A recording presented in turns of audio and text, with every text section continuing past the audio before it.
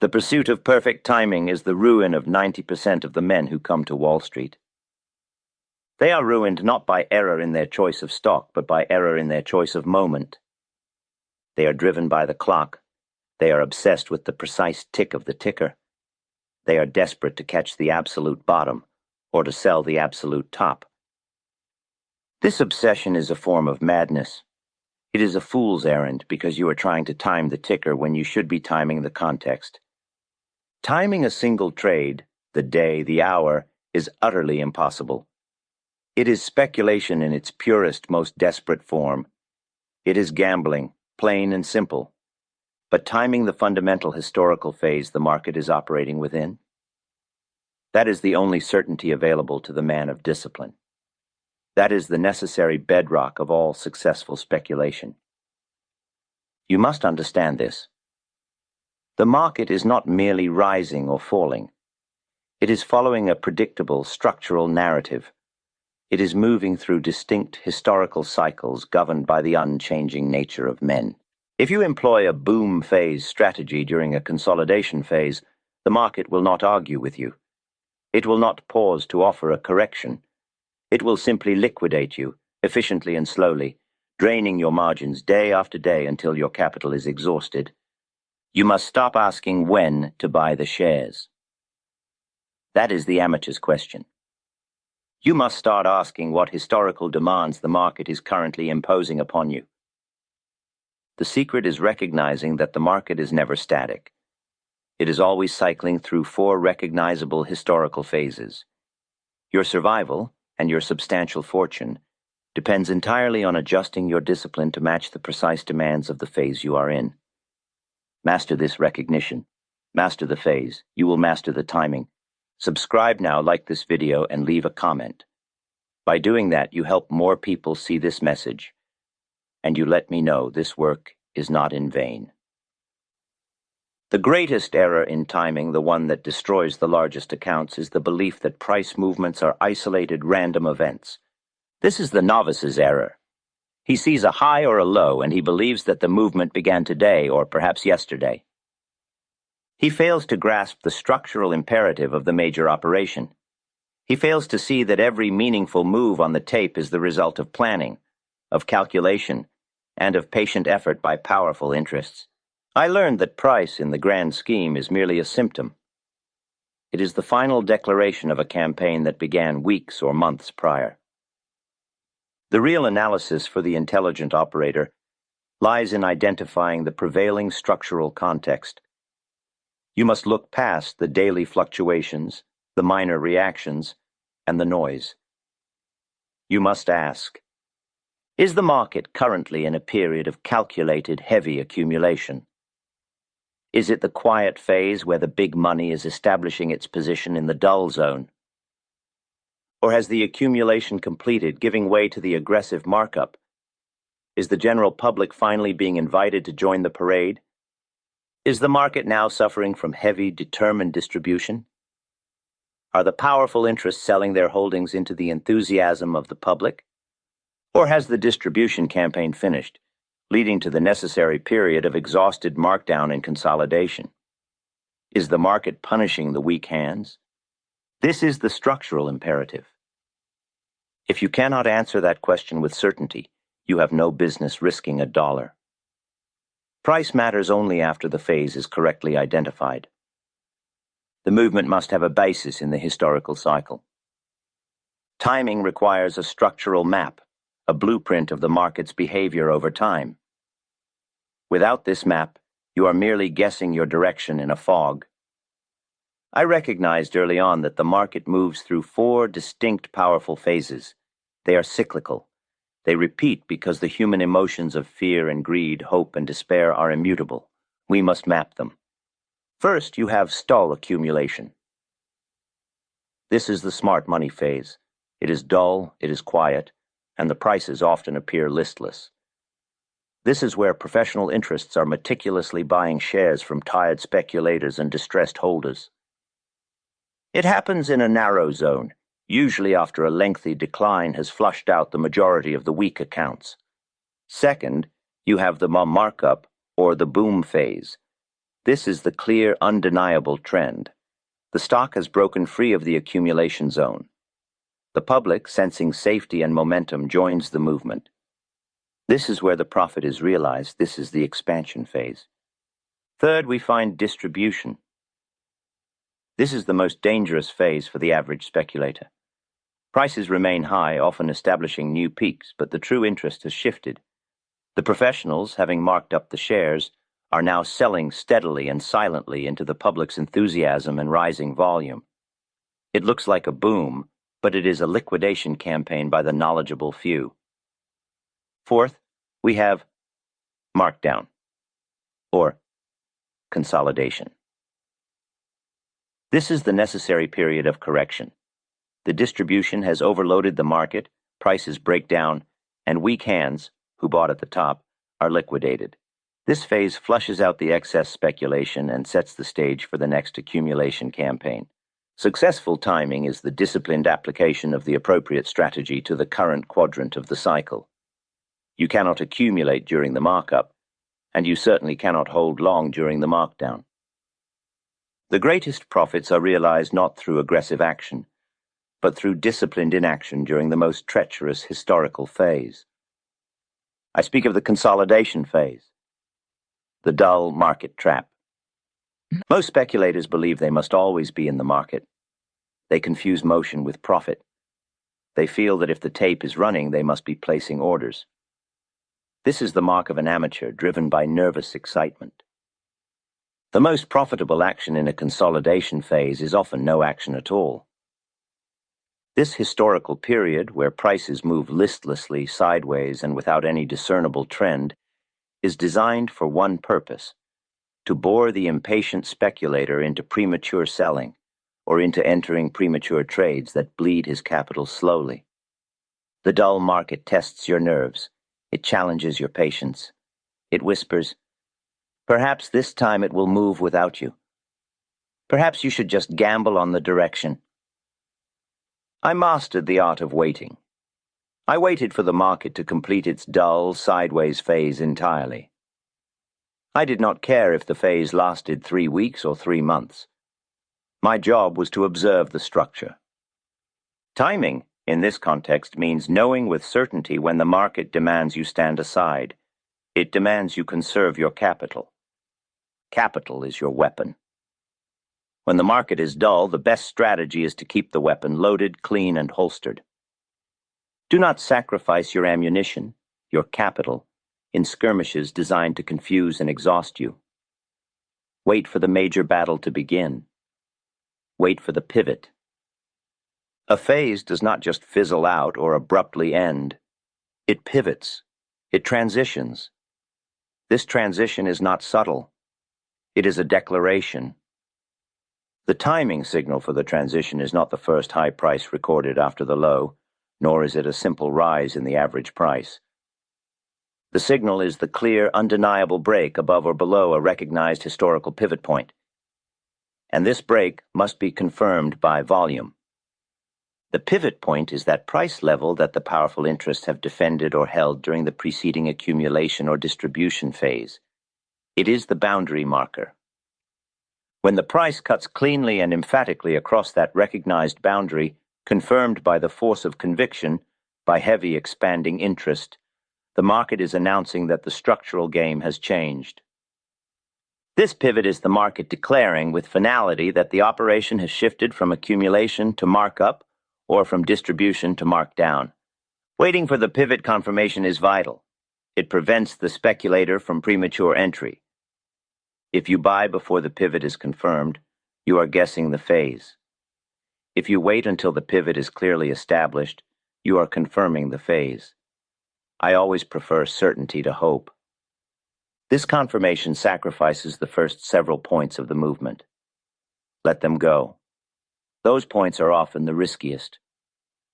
I'm not interested in catching the first point of the phase. I am interested in riding the major middle section with certainty. Once the markup, the boom phase, is confirmed, once the price has broken the pivot with conviction and volume, the demands of timing shift dramatically. During accumulation, timing demands patience and observation. During markup, timing demands aggression and nerve. The optimal timing strategy during a validated boom is not attempting to catch the absolute top or bottom of every single day's trading. That is micromanagement. That is for day traders who will be ruined by commission fees and poor execution. The true strategy is scaling. It is adding to winning positions on minor reactions. When a stock is clearly in the markup phase, every reaction, every temporary setback of 3 or 4 points is not a signal of distribution. It is simply the market pausing to shake out the nervous paper holders, those with weak convictions. This is the period where the market demands you ride the trend. It demands you hold your winning position and expand it strategically. I always bought in a rising market. I added when the market proved me correct. I scaled in as the phase expanded. This prevents the initial timid position from limiting the full potential of the major move. Timing the boom means recognizing that the trend is your structural ally. Do not argue with it.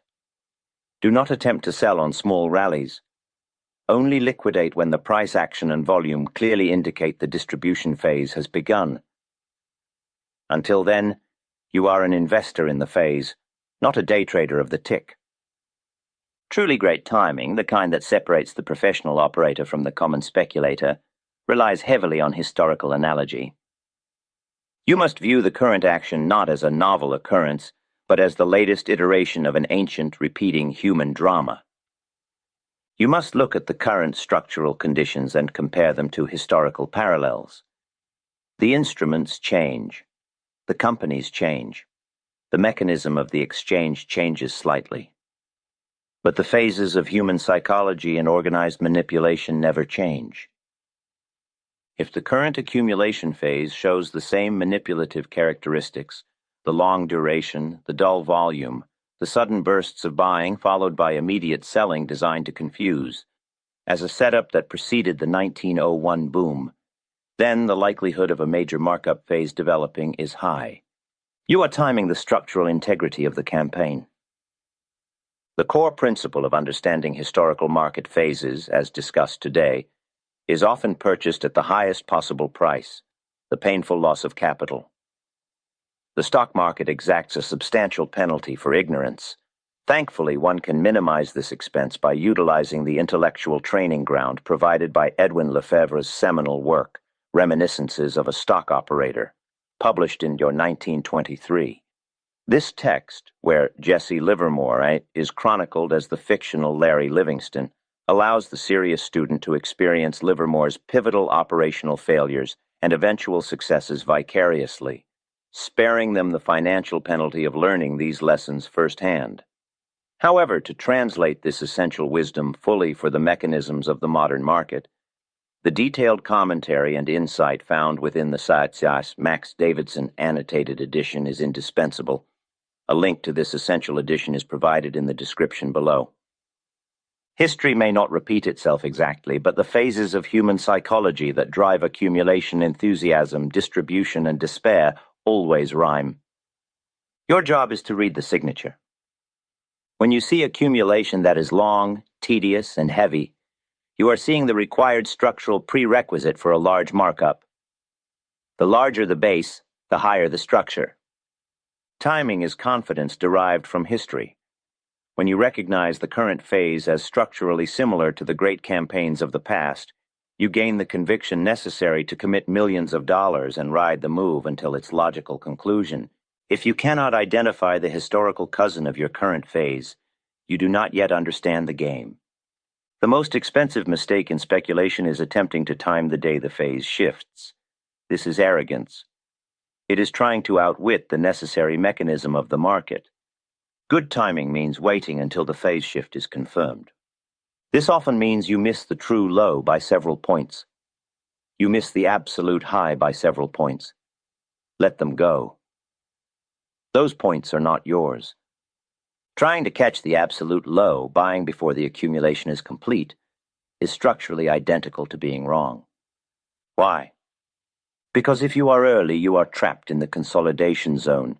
You watch your capital erode or stagnate. You suffer the agonizing boredom of the dull market. You become impatient. When the market moves against you slightly, you panic. You liquidate your position right before the market finally pivots and justifies your initial analysis. Patience is the currency of the phase timer. Impatience is the guarantee of the loss.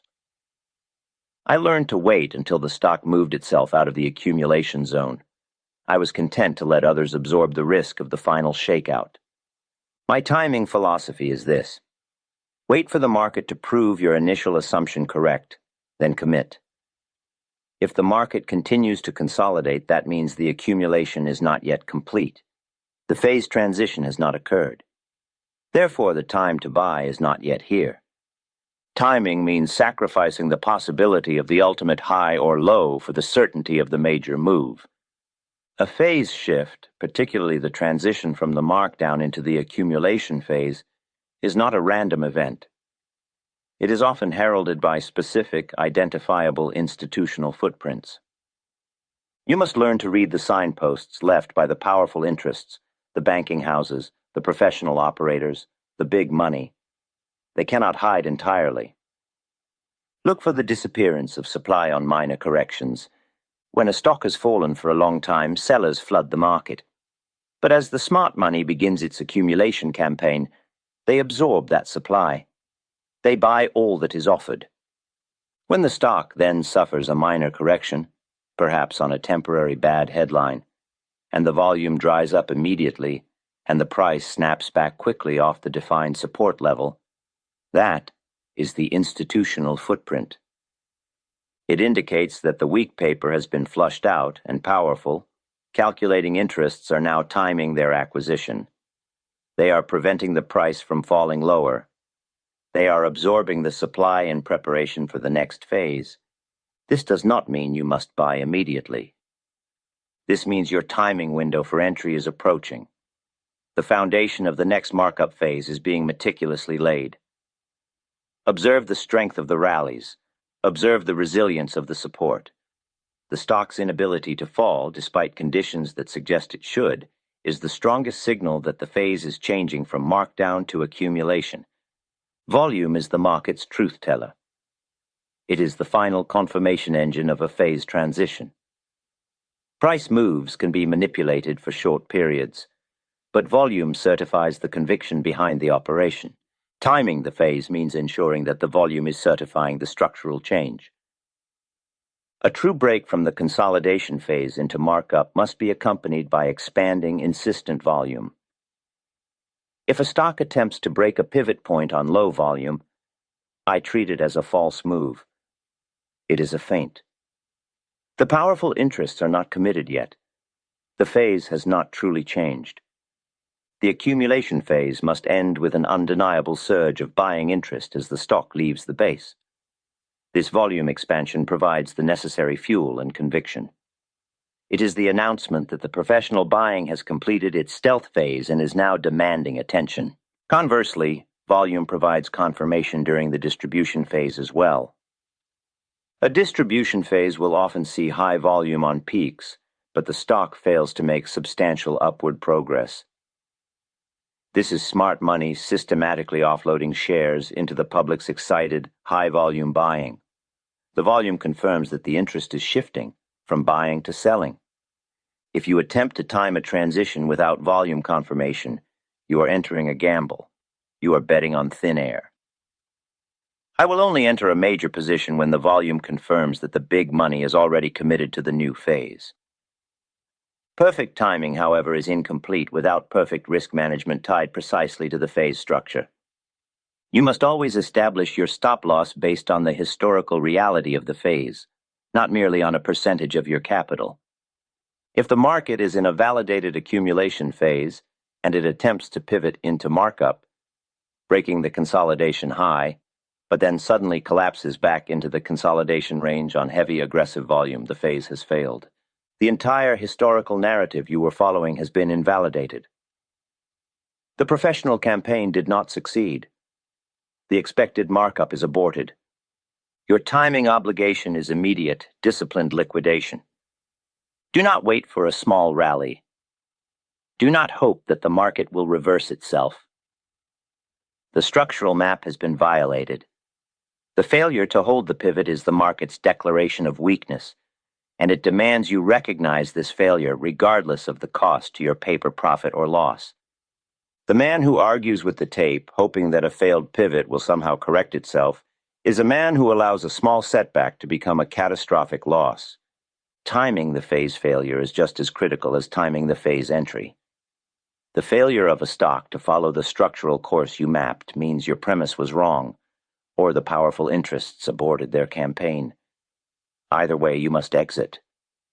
You must accept the loss and wait patiently for the market to establish a new valid phase structure before risking capital again.